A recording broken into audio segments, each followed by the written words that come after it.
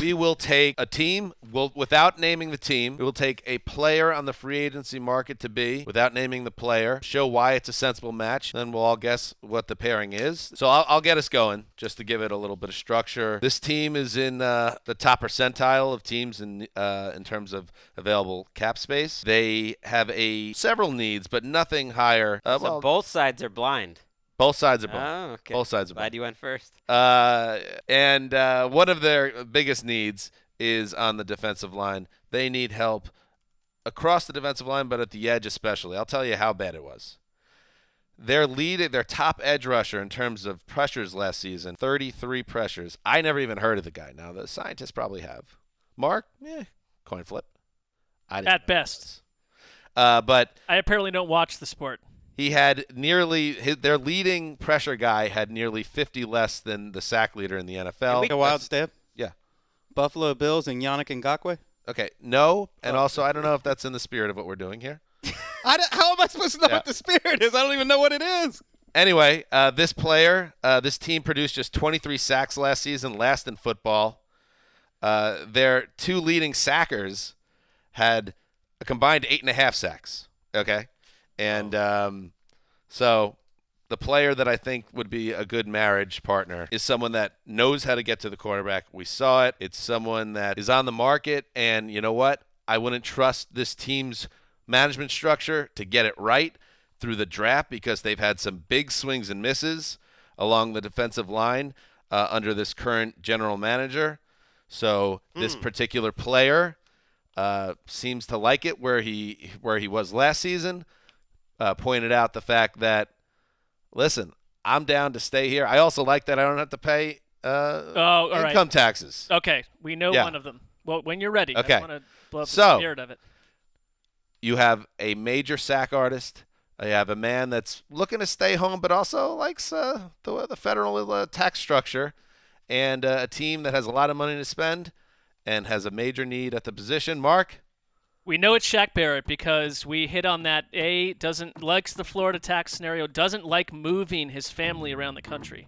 So I'm going Shaq Barrett on half of the match. Wait, you got to go through the whole thing if you're going to jump in. I will, but then you're correct. I believe I want to go Jets on the other side. But you said you missed the tax thing. I think I know. Greg for the steal. I mean, Miami Dolphins. The Miami Dolphins and Shaquille. Oh, he wants to stay in that tax world. So okay. Yeah.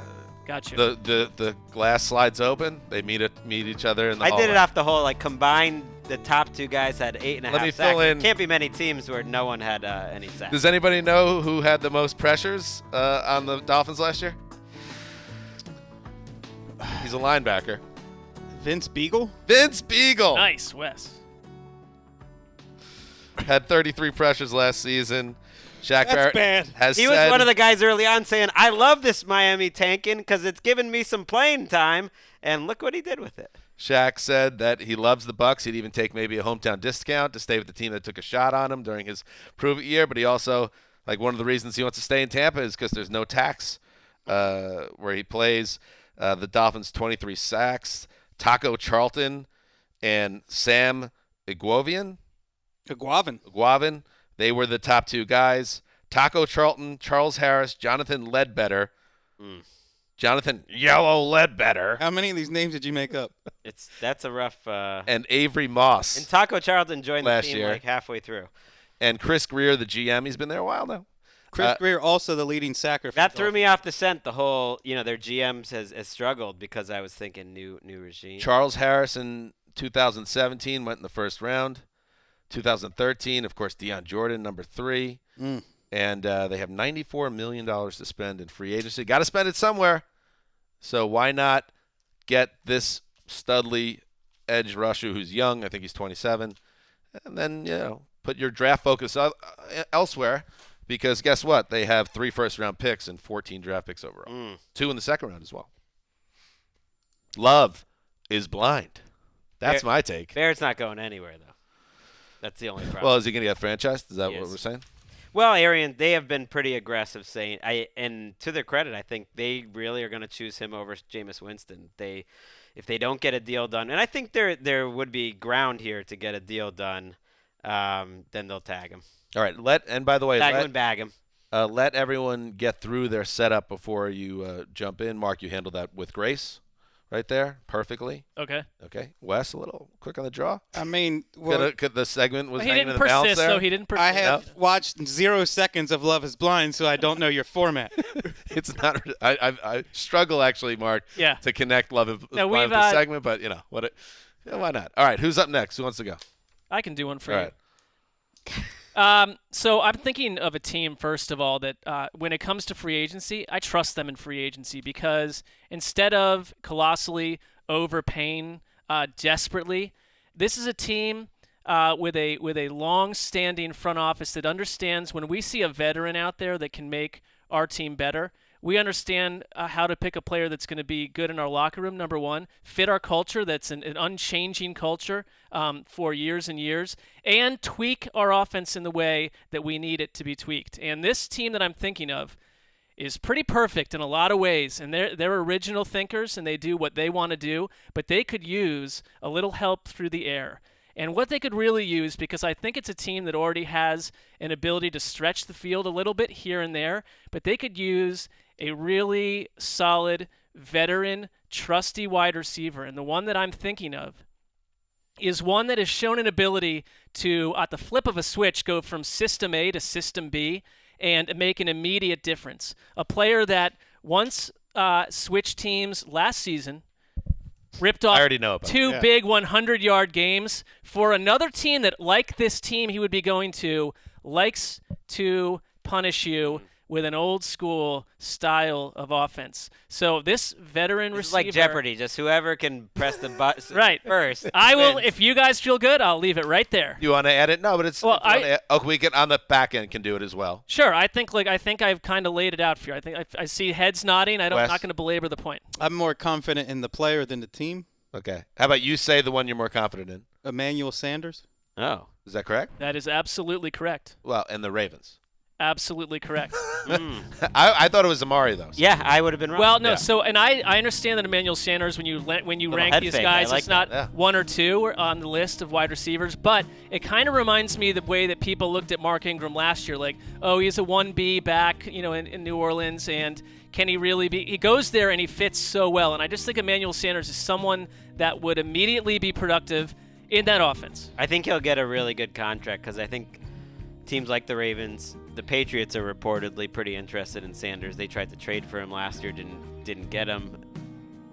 Do the Niners not have the cap space? No, I think the Niners They will, could will too. be They It could was the too. perfect keep him fit. too. Actually, one of the kind of underrated killer things for them was his injury, which kind of took him out of the Super Bowl. Yeah. Essentially. I think he needs to go to a win now team too. I wouldn't want him to go to a rebuilding team that He's about 32 now. right, just get it done. All right, this team, I think it could be looking for a new start at this position. For a new start, open hearts, open to new possibilities of Love. I think they want to get the fan base excited. Invigorate this fan base. Get some people excited about the franchise, and maybe play. By signing this player. Play to what's an improving other side of the ball. Play to an improving defense. Put this player in place. Play to an improving defense. And they could do it with a guy that's one of the better deep ball throwers in the league a year ago, who has the same career winning percentage. Don't be typing out too much there, Mark. I'm typing your Okay. notes. So same career winning percentage as Eli Manning. The two of them, a future I know who this is. Yep. future Hall of Famer Eli Manning, and is a little older than you think. He's been around a little longer and a little older than you think. So he's seen some things. I don't know the team. I have a player guess. You want to combine? Yeah, Sure. I want to combine. Okay, Ryan Tannehill. That was my guess. That's right. And I have the Los Angeles Chargers. No. So I guess I kept it too vague. That was going to be the Tampa Bay Buccaneers. Here's a matchup no one's been talking about. They need a new start. Maybe he's not going to get the fan base excited. Yeah, that one. Yeah, that was that's a little really bit. In hindsight, But play to that Bolzasans. Play to that improving defense. Gets back to that Just have a Florida quarterback tax that's not going to scenario. blow it for you, basically. I think the Bolzasans is more a creation of this room. He was their 5th in DVOA last year. Yeah, but maybe. Turning those turnovers. Okay. I'm utterly unconvinced of Ryan Tannehill goes to another team that we're going to get last year's version of Ryan Tannehill. That is a total TBD to me. I just feel like the whole Tannehill could be a free still agent believe thing in Bruce is Arians. getting overlooked because of these old guys. He'd be an interesting guy to change teams if he did. All right, Wes. This team has arguably the slowest number 1 wide receiver in the league. They have no tight end with more than 300 yards. Last season, they drafted 3 rookies but didn't play them much at wide receiver. They have a young quarterback with intriguing touch on downfield throws, and they play 4 wide receiver sets but only have 2 established wide receivers. Okay. This player is perhaps the best deep threat on the market. He